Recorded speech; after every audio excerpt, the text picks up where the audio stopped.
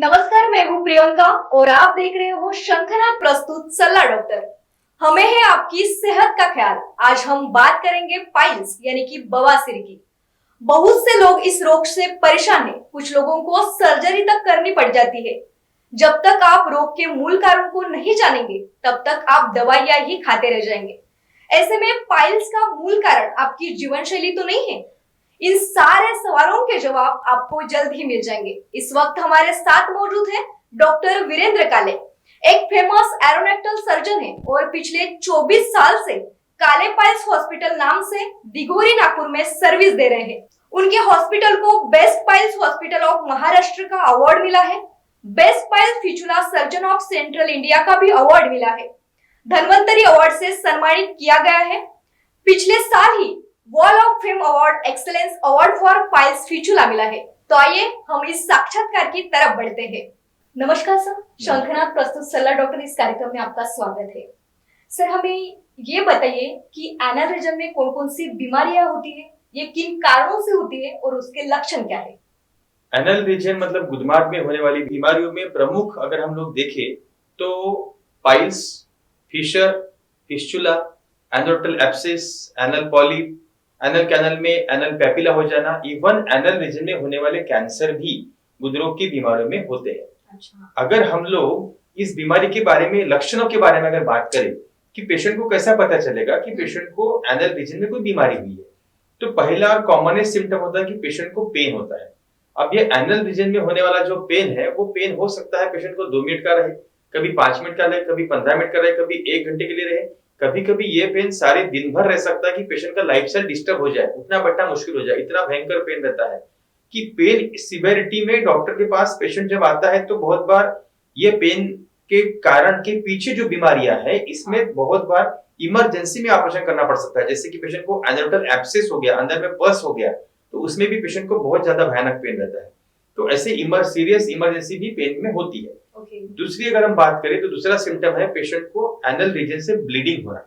अब ये ब्लीडिंग कभी कभी फ्रीक्वेंटली नहीं रहता। आज 2 बूंद ब्लीडिंग हुआ, फिर 1 महीने बाद हुआ, फिर 15 दिन बाद हुआ, फिर 5 दिन बाद हुआ, ऐसा अलग अलग भी फ्रीक्वेंसी रह सकती है। 2 बूंद से लेके तो 10 बूंद या फिर फ्लैशिंग पेन जो ब्लीडिंग होता है उस टाइप का भी हो सकता है।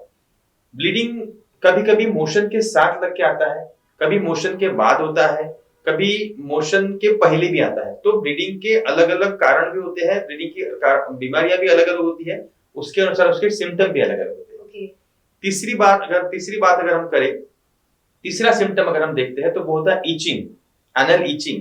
एनल रीजन में होने वाला जो इचिंग है वो 2 मिनट से लेके 10 मिनट तक, 1 घंटे तक, या कभी कभी पेशेंट की रात की नींद भी डिस्टर्ब कर देगा, इस प्रकार की भी पेशेंट को इचिंग हो सकती है। फोर्थ सिम्टम के बारे में अगर हम बात करें तो एनल रीजन से होने वाला डिस्चार्ज, प्यूरुलेंट डिस्चार्ज होगा, मतलब पस जैसा पस निकलना, या फिर म्यूकस डिस्चार्ज होना, यह भी बीमारियों के लक्षण होते हैं। खास करके अगर रेक्टल प्रोलैप्स के बारे में हम बात करें तो रेक्टल प्रोलैप्स या एनल कैनल का जो मास होता है वो जो प्रोलैप्स होता है तो पेशेंट को वहां से म्यूकस डिस्चार्ज होता है। कभी कभी ये डिस्चार्ज प्यूरुलेंट होगा, मतलब पस के साथ में। जैसे एनल कैनल में अगर एब्सेस होते हैं, पस बन जाता है, अंदर में फिस्चुला बन जाता है, तो एनल कैनल से पेशेंट को ब्लीडिंग, पस के साथ ब्लीडिंग या पस आना, ऐसे सिम्टम भी दिखते हैं। तो ब्लीडिंग यह हमारा चौथा सिम्टम हो गया। एनल रीजन के बाजू में होने वाली ग्रोथ, मतलब गुदमार्ग के बाजू में कोई मांस, एनल ओपनिंग पे कोई मांस लग जाना, या मोशन के वक्त कुछ मांस बाहर आ जाना, वो मांस को दबाना पड़ना, यह सब सिम्टम्स एनल रीजन में होते हैं। उसके अलावा एनल कैनल के बाजू में थोड़ा सा फोड़ा हो जाना या सूजन हो जाना, यह भी लक्षण एनल कैनल में होने वाली बीमारियों में के साथ में दिखता है। जैसे कि फिस्चुला हो गया, उसमें क्या होता है कि एनल रीजन के बाजू में एक फोड़ा आता है और वो फोड़े से ट्रैक बनता है, दैट इज कॉल्ड फिस्चुला। कभी कभी गुदमार्ग के बाजू में एक फोड़ा हो जाता है, उसमें से पस बन जाता है, that is called as anorectal abscess. तो इससे अलग अलग सिम्टम एनल रीजन की बीमारी में होता है। आपका तीसरा सवाल था कि यह जो एनल कैनल में बीमारियां होती है वह बीमारियों के कारण क्या होते हैं। अगर मैं शॉर्ट में बताऊं, कारण बहुत सारे हैं, लेकिन अभी हम सभी कारणों को अगर समराइज करें, अगर 2 शब्दों में मैं बताना चाहूं तो एक होता है कॉन्स्टिपेशन, मतलब पेशेंट का हार्ड मोशन पास करना, और दूसरा अगर कारणों के बारे में बात करूं तो दूसरा कारण है फ्रीक्वेंट मोशन, मतलब बार बार मोशन के लिए जाना या मोशन लूज होना। तो यह दो प्रमुख कारण है, और यह दो प्रमुख कारण होने के पीछे काफी बड़ी फिजियोपैथोलॉजी हमारे एनल रीजन में रहती है, जिसमें कि ये बीमारियां होती है। ओके हाँ। सर, आपने इस बीमारियों के बारे में उसके लक्षण बताए बहुत सारे, और आपने एक कॉज बताया कॉन्स्टिपेशन। तो ये कॉन्स्टिपेशन क्या है, ये भी हमारे दर्शकों को आप बताइए, और इसको किस प्रकार से दूर किया जा सकता है। हाँ, ये बहुत अच्छा सवाल पूछा आपने। कॉन्स्टिपेशन क्या है? सभी लोगों को एक बात पता है कि मोशन दिन में एक बार या दो बार होना चाहिए। मोशन हमेशा सॉफ्ट होना चाहिए, सॉफ्ट केले के समान मोशन हमेशा होना चाहिए। मोशन ना लूज होनी चाहिए, ना मोशन हार्ड होनी चाहिए। तो जब पेशेंट को मोशन करने में दिक्कत हो, मतलब स्ट्रेनिंग करना पड़े, या मोशन हार्ड हो, सूखी हुई हो, तो और मोशन करते वक्त थोड़ा सा हल्का सा पेन भी होगा ऑब्वियसली, क्योंकि एनल के अंदर उतना ओपन नहीं हो पाएगा जितनी जाड़ी मोशन रहेगी। तो ये हार्ड मोशन पास करना, that is called as constipation. अब कॉन्स्टिपेशन के बारे में अगर हम बात करें तो कॉन्स्टिपेशन क्यों होता है, ये तो सबको पता है कि मोशन हार्ड हो रही, मतलब उसमें का पानी की मात्रा हमारे इंटेस्टाइन ने खींच ली। अब पानी की मात्रा इंटेस्टाइन क्यों खींच लेता है, जिसके कारण मोशन हार्ड होती है? उसके पीछे भी बहुत सारे कारण है। अगर हम कारणों के बारे में बात करें तो पहला कारण ये कि पेशेंट को इंटरनल कोई तो भी डिसीज रहना, जैसे कि इंटेस्टाइन में कोई तो भी डिसऑर्डर्स रहना, या तो फिर इंटेस्टाइन से जब मोशन गुजर रही है तो पेरिस्टालसिस मूवमेंट इंटेस्टाइन में कम हो जाना।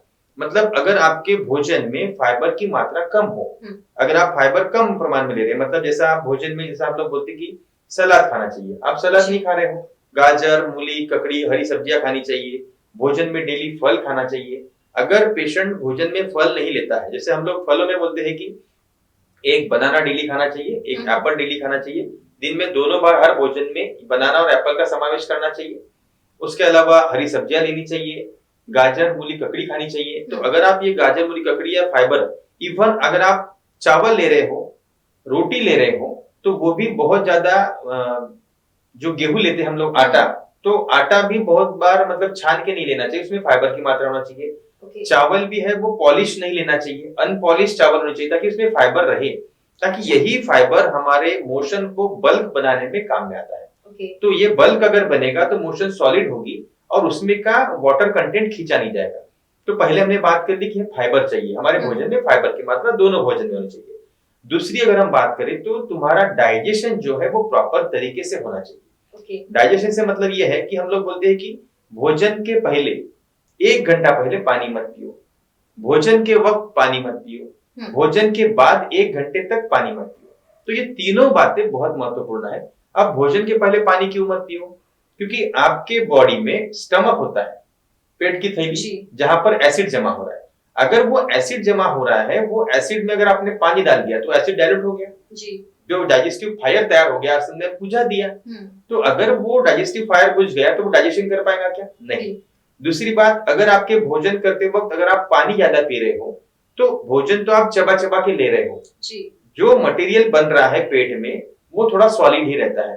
तो उसको हमारा स्टमक क्या करता है, वो सॉलिड को लिक्विफाई करता है, पहले उसको बारीक करता है इंटेस्टाइन में, मतलब स्टमक में, और उसके बाद वो डियोडिनम से पास होता है। तो अगर हम पानी पी लेंगे तो वो अनडाइजेस्टेड ही मटेरियल डायरेक्टली तुम्हारे इंटेस्टाइन में सटक जाएगा पानी के द्वारा। तो पानी अगर पीना भी हो तो बहुत ही कम क्वांटिटी में, 1 घूंट पानी, जिसको हम बोलते हैं 10 ml पानी आप पी सकते हो, या उससे बेटर रहेगा कि आप छाछ पियो, क्योंकि छाछ एक अच्छा डाइजेस्टिव होता है। तीसरा, हम लोग बोलते हैं कि भोजन के बाद आपको 1 घंटे तक पानी नहीं पीना चाहिए, क्योंकि स्टमक में, इंटेस्टाइन में, स्टमक में हमारे वो स्त्राव जो होते हैं, स्टमक के जो जूस होते हैं, लाइपेज वगैरह जो भी मतलब अमाइलेज वगैरह जो होते हैं, वो डाइजेशन के लिए जो हेल्प करते हैं, वो खाने में मिक्स होते हैं। तो वो खाने में मिक्स हो गए तो उसमें भी आप डाइल्यूट कर दोगे पानी लेके, तो 1 घंटे तक उसको पहले डाइजेस्ट होने दो, बाद में आप पानी पी सकते हो। तो ये तीनों दशा में पानी नहीं पीना चाहिए। अगर आप पानी पीते हैं तो आपका प्रॉपर डाइजेशन नहीं होता है, और प्रॉपर डाइजेशन न होने के कारण फिर वो खाना पचने के लिए बहुत लंबा समय लेता है, इंटेस्टाइन से उसकी स्पीड भी नहीं रहती, करके वो फिर मोशन ड्राई होते, तो इट अगेन कॉजेस कॉन्स्टिपेशन।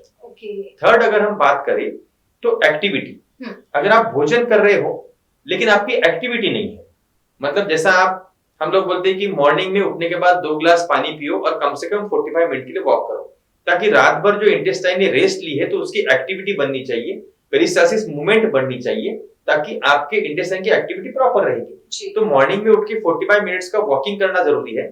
उसके बाद वही उसी प्रकार से रात को भी भोजन के बाद वॉकिंग करना है। मैं स्पेशली बोलता हूँ कि भोजन के 2 घंटे बाद वॉक करो, ताकि उस वक्त भी अगर भोजन के तुरंत बाद अगर आप वॉक करते हो तो पूरा ब्लड सप्लाई हमारे हाथ और पैरों की तरफ जा रहा है, पेट का ब्लड सप्लाई कम हो रहा है। पेट का ब्लड सप्लाई कम होगा तो उसकी एक्टिविटी कम होगी, जो कि डाइजेस्टिव जूसेस देनी चाहिए भोजन पचाने के लिए, वो नहीं जाएगा।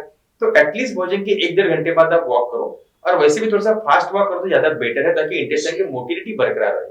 तो इन्हीं कारणों से मोशन जो है आपकी हार्ड बनती है। चौथा प्रमुख कारण अगर मैं बताऊं तो रात का जो नींद है, आपकी रात की नींद है वो नियर अबाउट 7 आवर्स की होनी चाहिए। It should be very sound. और रात का भोजन का समय और नींद के समय में 4 घंटे का गैप होना चाहिए, ताकि जो हमने भोजन किया वो प्रॉपर्ली डाइजेस्ट हो जाए, और डाइजेस्ट होने के बाद आपने सोना चाहिए, ताकि डाइजेशन के लिए रात के समय में आपके इंटेस्टाइन को आराम मिलेगा। यूजुअली क्या होता है कि हम लोग रात को 9, 9:30, 10 बजे हम लोग खाना खाते हैं और तुरंत 1-8 घंटे में सो जाते हैं। ठीक है, तो उसके कारण जो डाइजेशन हमारा 3-4 घंटे में होना चाहिए, वो डाइजेशन आपका होने में 4 घंटे का, 5 घंटे का, कभी कभी 8-8, 10-10 घंटे का गैप होता है। वैसे लंबा समय लग जाता है। भाग दौड़ की जिंदगी में सभी का डाइजेशन, वही एक प्रमुख कारण है। वैसे ही अगर हम लोग फास्ट फूड खाते हैं, मैदे के पदार्थ खाते हैं, समोसा, पकोड़ा, चाइनीज जो भी हम लोग खाते हैं, या पिज्जा, बर्गर सी चीजें खाते हैं, तो ये सभी फास्ट फूड में मैदे का प्रमाण ज्यादा होता है और फाइबर का प्रमाण बहुत कम होता है। तो इन कारणों से भी मोशन हमको हार्ड होते हैं। इवन स्पाइसी फूड खाना, इवन एलोपैथिक मेडिसिन कुछ खाना, जैसे पेन किलर हो गए, एंटीबायोटिक हो गए, कुछ नींद की गोलियां हो गई, ब्रेन पर काम करने वाला कुछ मेडिसिन हो गया, इन कारणों से भी मोशन हार्ड होते हैं। तो बहुत सारे कारण है। हर पेशेंट को उसकी बारीक से हिस्ट्री देने के बाद ही हमको पता चलता है कि कॉन्स्टिपेशन के कॉजेस क्या है, और कॉजेस में ही निहित रहता है उसकी चिकित्सा का रहस्य। पेशेंट की हिस्ट्री लेने में समझ में आता है कि अरे ये बंदा रात को सो ही नहीं रहा। बहुत बार लोग नाइट ड्यूटी करते हैं, लोगों की ड्यूटी शिफ्ट रहती है, कोई मॉर्निंग कर रहा है, कोई आफ्टरनून कर रहा है, कोई नाइट ड्यूटी कर रहा है, तो उसमें से आपको समझ में आता है कि इसके कॉन्स्टिपेशन का कारण ये है। कोई पेशेंट की जब हिस्ट्री लेते तो पता चलता है कि वो डायबिटीज की गोली खा रहा, वो पेन किलर खा रहा है, उसको आर्थराइटिस का प्रॉब्लम है, कोई ब्रेन की गोली खा रहा है, तो हम लोग उस बात पर फोकस करते हैं कि ये मेडिसिन आपको बंद करना है। कुछ पेशेंट में पता चलता है कि वो लोग फाइबर ही नहीं ले रहे हैं, कुछ पानी कम पी रहे हैं, कुछ लोग एक्टिविटी नहीं कर रहे हैं, घर से निकले, दिन भर कंप्यूटर के सामने बैठे हैं, रात को फिर घर में खाना खा के सो गए, तो एक्टिविटी कहाँ हो गई? तो इंटेस्टाइन के लिए जो एक्टिविटी जरूरी है वो नहीं हो रही। ये सभी कारणों के कारण कॉन्स्टिपेशन डेवलप होता है। और जब मोशन हार्ड होगी या मोशन आते वक्त अगर आपको स्ट्रेनिंग करना पड़ रहा है, जोर लगाना पड़ रहा है, तो ऑब्वियसली एनल केनल का जो म्यूकोजा है वो म्यूकोजा धीरे धीरे प्रोलैप्स होने लगता है, बाहर आने लगता है, और इट कॉजेस कॉन्स्टिपेशन, हेमोराइड्स, और उसके बाद बहुत बार इंजुरी करके वहां से पस बन जाना, मतलब एब्सेस फॉर्म हो जाना, कभी के अंदर में चीरे पड़ जाना, मतलब फिशर हो जाना। ऐसे ही कभी कभी अंदर में ज्यादा ही ट्रॉमा हो गया तो वहां से फिस्टुला बन जाना, ऐसी बीमारियां एनल रीजन में तैयार। सर, आपने हमारे दर्शकों को कॉन्स्टिपेशन क्या है और वो किस प्रकार का होता है ये सब बता दिया। वैसे ही हमारे जीवन शैली में हमारा डाइट किस प्रकार का होना चाहिए ये भी आपने बता दिया। सर, मेरा अगला प्रश्न, आप ये बताइए कि फ्रीक्वेंट मोशन क्या है और उसको हमें किस तरह से अवॉइड कर सकते हैं। ये भी क्वेश्चन बहुत इंपॉर्टेंट है। फ्रीक्वेंट मोशन को बहुत बार लोग नजरअंदाज कर देते हैं जी। जैसे कि मैंने बहुत बार मेरे पेशेंट से मतलब बातचीत करते हुए, डिस्कस करते हुए मैंने ये बात सुनी कि डॉक्टर साहब मुझे तो कोई प्रॉब्लम नहीं मोशन का, मैं मोशन के लिए 4-5 बार जाता हूँ। तो ये 4-5 बार मोशन जाना भी प्रॉब्लमेटिक है। पेशेंट के मन में ऐसा लगता है कि 4-5 बार जा रहा हूँ मतलब मेरा पेट साफ हो रहा है। नहीं, मेरे बेटे को प्रॉब्लम है, वो 2-2 दिन नहीं जाता, लेकिन मैं 4-5 बार जाता हूँ। तो एक्चुअली ये 4-5 बार जाना भी गलत है। फ्रीक्वेंट मोशन होना, इवन मोशन की कंसिस्टेंसी कैसी है, मोशन लूज है या मोशन हार्ड है, ये बातें भी इंपॉर्टेंट है। तो फ्रीक्वेंट मोशन मतलब बार बार मोशन जाना, मतलब एक प्रकार से हम लोग बोलते हैं कि वो डायरिया लग गया। तो डायरिया में मोशन कुछ ज्यादा ही लूज होते हैं, बट नॉर्मली भी कोई इंसान अगर दिन भर में 4 या 5 बार जा रहा है, इसका मतलब यह है कि उसके इंटेस्टाइन में कहीं ना कहीं गड़बड़ है। अब ये गड़बड़ी 2 प्रकार की होती है, एक तो IBS और दूसरी IBD, मतलब इरिटेबल बाउल सिंड्रोम और irritable bowel disease. Frequent motion के कारणों में अगर हम पहले IBS के बारे में बात करें, तो IBS में ऐसा होता है कि यह IBS डिसीज जो है वो पेशेंट की साइकोलॉजी से डिपेंड करता है। जैसे कि आपने देखा होगा किसी को अगर बाहर गांव जाना है तो वो पहले मोशन जाके आता है। कोई किसी को कोई बड़े प्रोग्राम में जाना है, कहीं स्पीच देने जाना है, कोई एग्जाम देने जाना है, तो बच्चे बार बार टॉयलेट जाते रहते हैं। हाँ। बहुत बार एग्जाम में देखेंगे तो बच्चों के हाथ में सब पानी आ जाता है, पानी छूट जाता है, पसीना छूट जाता है। यह क्या है? एंजाइटी। यही एंजाइटी में हमारे बॉडी में अलग अलग तरीके से काम करती है। कोई पेशेंट को देखते हैं हम लोग कि बहुत ज्यादा सोचने वाला रहता है कि ये चीज क्यों हुआ, ऐसा क्यों हुआ, वैसा क्यों हुआ। तो बहुत ज्यादा एंजाइटी वाले जो लोग रहते हैं उन लोगों में ये आईबीएस नाम का सिंड्रोम देखा जाता है। उन लोगों को ऐसे पेट में गुड़गुड़ गुड़गुड़ हो रहा है, ऐसा लगता है कि मैं जाके आऊं, मैं जाके आऊं। तो यह पेशेंट नॉर्मल होते हुए भी बार बार मोशन के लिए जाते रहता है। This is called as IBS, irritable bowel syndrome. ये कोई डिसीज नहीं है, यह हम लोग इसको साइकोलॉजिकल डिसीज बोलते हैं। और पेशेंट को थोड़ा सा हम लोग काउंसलिंग करते हैं और पेशेंट को कुछ मतलब ज्यादा एंटीबायोटिक की नहीं, लेकिन थोड़ा सा साइकोटिक प्रकार का जो मेडिसिन रहता है वो हम लोग देते हैं, थोड़ा सा हेल्दी लाइफस्टाइल सिखाते हैं, तो इससे ये पेशेंट ट्रीट हो जाता है। अच्छा। दूसरे प्रकार के जो पेशेंट रहते हैं that's of IBD, irritable bowel disease. यह रियल पेशेंट रहते हैं। इन लोगों में या तो कोलाइटिस रहता है। कोलाइटिस मतलब जो हमारे कोलॉन्स होते हैं, मतलब बड़ी आंत और छोटी आंत, तो इसमें होने वाले इन्फेक्शन। अब ये इन्फेक्शन बहुत बार क्रॉनिक हो जाते हैं, बहुत बार एक्यूट रहते हैं। तो इसमें ऐसा है कि अंदर में अल्सर हो जाते हैं इंटेस्टाइन में। तो एक क्रॉन डिसीज नाम की बीमारी है। उसके कारण भी इंटेस्टाइन में अल्सरेशन बन जाते हैं, इंटेस्टाइन पूरा अंदर से सिकुड़ जाता है, पूरा इन्फ्लेम्ड हो जाता है। दूसरा जो डिसीज है अल्सरेटिव कोलाइटिस, इसमें अंदर में पूरा सूजन आ जाएगा, अल्सरेशन आ जाएगा। तीसरी प्रकार की बीमारियों में छोटे आंतड़े में या बड़े आंतड़े में अंदर में कैंसर भी होने की संभावना रहती है। अच्छा। तो कैंसर में भी ऐसा होता है कि पेशेंट को बार बार मोशन के लिए जाना पड़ता है। कभी कभी मोशन के साथ ब्लीडिंग होगा या नहीं भी होगा, कभी मोशन के साथ स्त्राव आएगा। यह सिम्टम भी कोलोन के कैंसर में या एनल कैंसर में या फिर रेक्टल कैंसर में इस प्रकार के सिम्टम देखे जाते हैं। अच्छा। उसके अलावा एक कॉमन सी बीमारी है अमीबिक कोलाइटिस। तो अमीबिक कोलाइटिस में अमीबा के इन्फेक्शन हमारे इंटेस्टाइन में होते हैं। तो अमीबिक कोलाइटिस में भी पेशेंट को चिकट चिकट मोशन आना, साथ में ब्लीडिंग आना, ऐसे भी सिम्टम होते हैं। और अगर समय पर इसका उपचार नहीं किया जाए तो पेशेंट को इंटेस्टाइन में छेद बन जाते हैं और वह छेद से बहुत बार फिस्टुला भी तैयार हो जाते हैं। अच्छा। तो यह होता है आईबीडी। तो इन्हीं कारणों से पेशेंट को मोशन लूज होती है या मोशन बार बार होती है।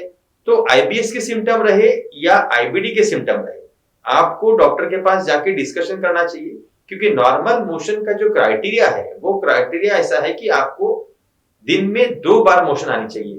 3 बार भी थोड़ा ज्यादा हो जाता है, उसके लिए भी आपने प्रयत्नरत रहना चाहिए कि मोशन मेरे को बार बार ना हो। या 2 दिन में 1 बार भी मोशन अगर आपको होती है तो भी वो नॉर्मल है, लेकिन वह मोशन सॉफ्ट होनी चाहिए, मोशन हार्ड नहीं होनी चाहिए। तो मेरा यही बताना था कि पाइल्स या एनल रीजन में होने वाली जो बीमारियां हैं, उन बीमारियों में प्रमुख कारण कॉन्स्टिपेशन और फ्रीक्वेंट मोशन, यह 2 मेन कारण है। अच्छा सर, आप हमारे दर्शकों को ये बताइए कि पाइल्स और फिशर में आयुर्वेदिक ट्रीटमेंट अच्छी है या फिर मॉडर्न एलोपैथी अच्छी है?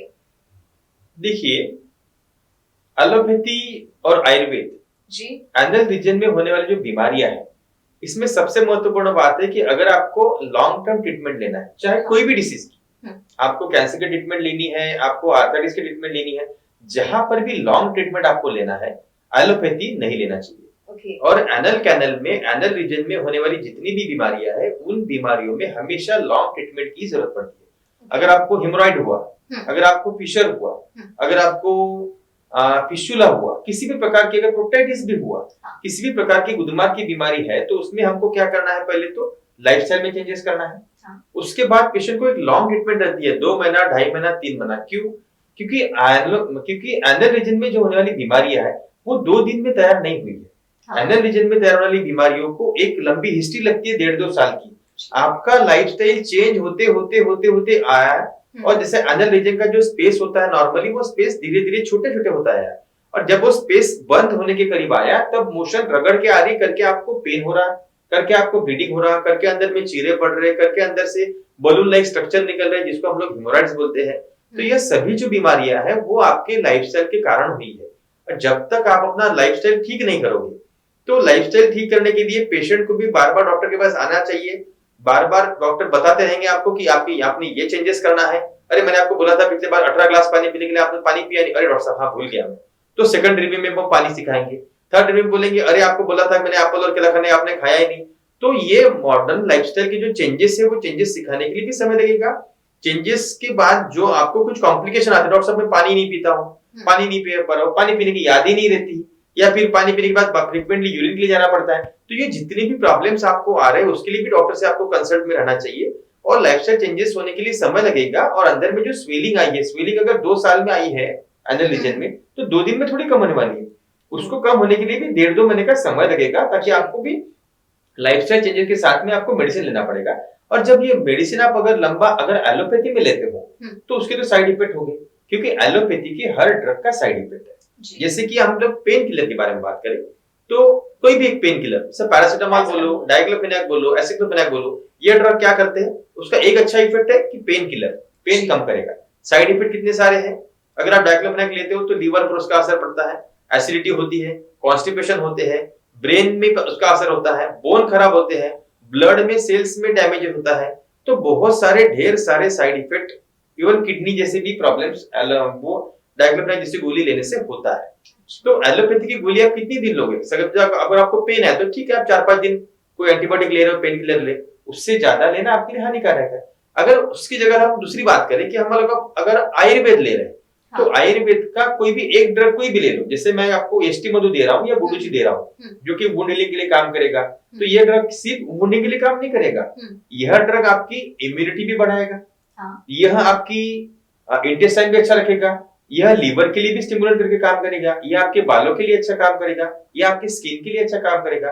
तो आयुर्वेद के जितने भी ड्रग है उसमें एक अच्छा इफेक्ट के साथ में 10 गुड इफेक्ट मिलेंगे, जो आपको पता भी नहीं है। अगर आप कोई आंवला खा रहे हो कि आपकी स्किन अच्छी होनी चाहिए, तो उसके बाद बाकी भी अच्छी मिलेंगे इफेक्ट आपको। वुंड हीलिंग भी अच्छी होगी, पेट भी अच्छा साफ होगा, विटामिन सी मिलेगा, स्किन में भी आपको फेयरनेस मिलेगा, बहुत सारे गुड इफेक्ट आपको आयुर्वेदिक मेडिसिन के साथ में मिलेगा। और वही एलोपैथिक में एक गुड इफेक्ट और बाकी 10 साइड इफेक्ट। तो जो भी लॉन्ग ट्रीटमेंट आपको करना है, और एनोरेक्टल रीजन में सभी बीमारियां लॉन्ग ट्रीटमेंट करनी पड़ती है, तो इसलिए Ayurveda is better for anorectal region की ट्रीटमेंट के लिए, मतलब 22 विश्वरा के लिए। अच्छा सर, आपने आयुर्वेदिक ट्रीटमेंट के बारे में बताया। सर, पूरे महाराष्ट्र में पाइल्स के लिए काले हॉस्पिटल फेमस है, तो आपके हॉस्पिटल में मतलब एनल रीजन की बीमारियों का ही इलाज होता है या फिर अन्य बीमारियों के भी इलाज होते हैं? हम तो स्पेशली पाइल्स के लिए फेमस है, पिछले 24 सालों से हम लोग काम कर रहे हैं।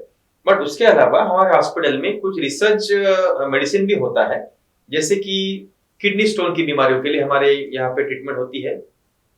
बीपीएच मतलब बिनाइन प्रोस्टेटिक हाइपरट्रॉफी, मतलब पेशेंट को जो प्रोस्टेट एनलार्ज हो जाते हैं, खास करके 40 के ऊपर के जो लोग रहते हैं, उनको यूरिन का कंट्रोल नहीं रहता, बार बार यूरिन के लिए जाना पड़ता है। एक बार यूरिन करने के बाद भी पूरा यूरिन मतलब पेट साफ हो ऐसा नहीं लगता उनको। तो ये जो प्रॉब्लम्स है वो प्रॉब्लम्स है प्रोस्टेट एनलार्जमेंट के। उसके लिए भी हमारे यहाँ रिसर्च मेडिसिन मिलता है। किडनी स्टोन मैंने आपको बता ही दिया कि पेशेंट को लंबर रीजन से तो मतलब कोथे की तरफ जो दर्द होता है, that is called as kidney stones. तो किडनी स्टोन के पेन के लिए भी हमारे यहाँ अच्छा मेडिसिन मिलता है। ओबेसिटी, सभी बीमारियों का प्रमुख कारण होता है मोटापा, ओबेसिटी। तो ओबेसिटी के लिए भी हमारी ट्रीटमेंट होती है। आर्थराइटिस की जो प्रॉब्लम है, जो जोड़ों के दर्द है, घुटने के दर्द है, लंबर पेन है, उनके लिए भी हमारे यहाँ आयुर्वेदिक मेडिसिन मिलता है। और हमारे यहाँ एक नया ब्रांच ओपन हुआ है, गायनो कॉस्मेटिक सर्जरी। मतलब जो फीमेल पेशेंट्स रहते हैं उनमें जो एक्ने पिंपल्स के प्रॉब्लम्स है, स्किन के प्रॉब्लम्स है, या फिर फीमेल में यूरिन इनकॉन्टिनेंस का प्रॉब्लम है, व्हाइट डिस्चार्ज का प्रॉब्लम है, उसके लिए भी डॉक्टर लता काय मैडम है हमारे यहाँ, वो उसके लिए भी मेडिसिन देती है। मैडम खुद एनोरेक्टल सर्जन भी है और इन चीजों का भी ट्रीटमेंट करती है। सर, इस साक्षात्कार के माध्यम से हमारे दर्शकों को आप क्या संदेश देना चाहोगे? अगर आपको एनोरेक्टल रीजन में होने वाली बीमारियां जैसे पाइल्स, फिशर, फिस्टुला या अन्य बीमारियां से आप अगर बचना चाहते हो, तो आपको लाइफस्टाइल चेंज करना बहुत जरूरी है। जब तक पेशेंट अपना लाइफस्टाइल चेंज नहीं करता, अपने लाइफ के तरफ मुड़ के नहीं देखता कि मेरे लाइफस्टाइल में क्या गड़बड़ी हो रही है, उसको जब तक नहीं समझता, तब तक एनल रीजन की बीमारियां पेशेंट का पीछा नहीं छोड़ेंगी। तो सबसे महत्वपूर्ण बात है कि डेली आप 3 से 4 लीटर पानी पिए। भोजन में फाइबर की मात्रा ज्यादा लें, मतलब हरी सब्जियां, हर भोजन में आपको हरी सब्जियां और फल, कोई भी 2 फल, खास करके एप्पल और बनाना सवेरे शाम भोजन में ले। भोजन के पहले पानी न पिए, भोजन के साथ में पानी न पिए, भोजन के बाद 1 घंटे तक पानी न पिए। मॉर्निंग में कम से कम 45 मिनट चले, रात को भोजन के 2 घंटे बाद 30 मिनट के लिए चले, रात की साउंड स्लीप अच्छे से ले, माइंड को कूल रखे, भोजन करते वक्त भोजन को प्रॉपर समय दे 20 मिनट का, ताकि चबा चबा के आप खाना खा सको प्रॉपरली, ताकि डाइजेशन की शुरुआत हमारी वहीं से होती है। जी। तो इन सभी बातों को अगर आप प्रॉपरली फॉलो करते हो तो 99% आपको एनर्टल रीजन में होने वाली बीमारियां नहीं होगी और मुझसे साक्षात्कार करने की जरूरत नहीं पड़ेगी। अगर उसके बाद भी अगर आपको कुछ प्रॉब्लम होता है तो आप मेरे काइफाइस हॉस्पिटल में आ सकते हो, कभी भी मुझसे संपर्क कर सकते हो। ओके सर, आरोग्यम धन संपदा के बारे में आप हमारे दर्शकों को बड़ा ही अच्छा संदेश दिया और आप हमारे इस सलाह डॉक्टर कार्यक्रम में आए, आपका बहुत बहुत आभार। Thank you. आज के लिए बस इतना ही, फिर मिलेंगे एक नए विषय के साथ। नमस्कार। पाइल्स फिशुला के ऑपरेशन के बाद भी अगर आपको बार बार बीमारियां हो रही है तो हमेशा 4 बातों का ध्यान रखिए। हम क्या गलतियां कर रहे हैं? सबसे पहली गलती, selection of surgeon. Proper surgeon decide कीजिए कि जो अनुभवी हो, जिसने बुजुर्ग की अभ्यास किया हुआ हो, ऐसे डॉक्टर, ऐसे सर्जन को आप सिलेक्ट कीजिए। दूसरा, diagnosis of disease and proper investigation. आपकी बीमारी का प्रॉपर डायग्नोसिस होना चाहिए, उसका प्रॉपर इन्वेस्टिगेशन होना चाहिए, चाहे वो एंडोस्कोपी हो, चाहे वो एमआरआई हो, चाहे वो सोनोग्राफी हो। तीसरा है पोस्ट ऑफ फॉलो। ऑपरेशन करने के बाद डॉक्टर ने जितने दिन बोला है, 5 दिन, 10 दिन, 15 दिन, 20 दिन, जब तक डॉक्टर नहीं बोलते कि आपको आना नहीं है, तब तक आपको डॉक्टर को फॉलोअप देना है। वो फॉलोअप 2 महीने से 3 महीने तक का हो सकता है। चौथा, डाइट एंड रिस्ट्रिक्शन। आप डाइट में क्या लेते हो, क्या नहीं लेते हो, डॉक्टर डिसाइड करेंगे। स्पाइसी फूड नहीं खाना चाहिए, मसाला फूड नहीं खाना चाहिए, नॉनवेज नहीं खाना चाहिए, पानी भरपूर पीना चाहिए, सलाद लेनी चाहिए, अच्छे से नींद लेना चाहिए।